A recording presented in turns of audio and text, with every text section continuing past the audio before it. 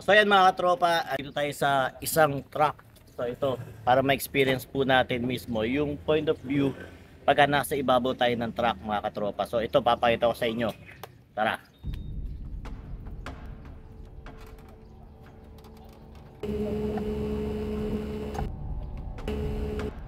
Dito tayo sa ibabaw ng truck, medyo may kataas, pero alam ko hindi pa ito yung pinakamataas talaga, meron pang mas mataas pwesto ng isang truck. Ito yung 10-wheeler mga katropa.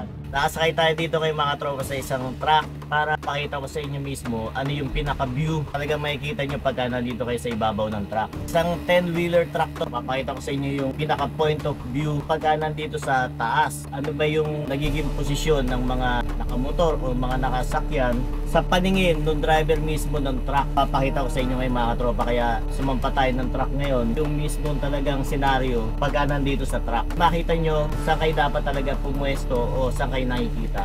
Ito yung pinaka-loob ng truck. Ano kataas yan, no? Ayan. Nasa driver's seat tayo mismo. Ito yung pinaka-side mirror. Pinaka-point of view pagka nandito tayo sa taas ng truck mismo. Yung kabila, ayun. Makikita nyo dun yung pinaka-ball mirror niya, ayun. Sa pang side mirror, makikita nyo dun. Ito yung pinaka-scenario pagka nandito sa ibabaw ng truck map. Tama lang yung pagkakaupo natin. So hanggang dito lang yung kita, ayan, oh. So ibig sabihin, yung pinaka nasa unahan talaga, hindi talaga kita yan. Kahit tingnan ng ganyan, hindi talaga makikita. Kahit tagumanon tayo, yung pinaka baba niya talagang ganon, hindi po talaga makikita yan.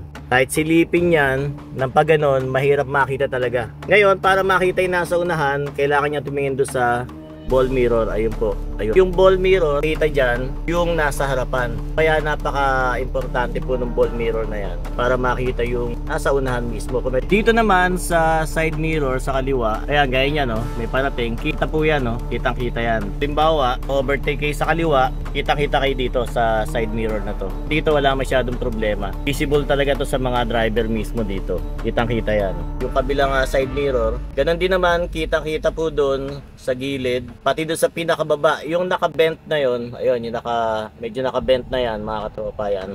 So para mas makita kung may nakatabi sa gilid.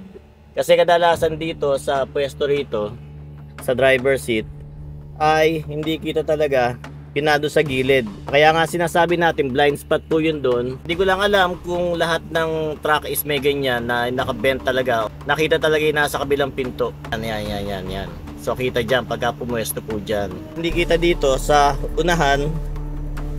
Kita po yun doon sa may side mirror. Ayun. Yung pinuro ko sa inyo kanina. Ayan. Yan. Kita po yun dyan.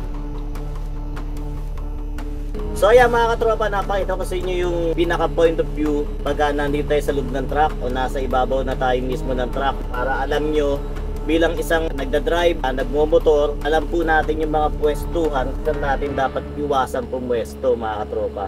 So yung mga pinakita ko kanina na may mga side mirror, may mirror ball, safe naman kung tutuusin, ano, kaya lang depende lang kung talagang titingnan po ng driver yung mga salamin na nabanggit natin. Ayan, sana makuha tayo ng mga tips dito mga katropa na kung saan tayo talaga dapat pumwesto pagka may isang tayong malaking sakyan, lalo na may mga truck.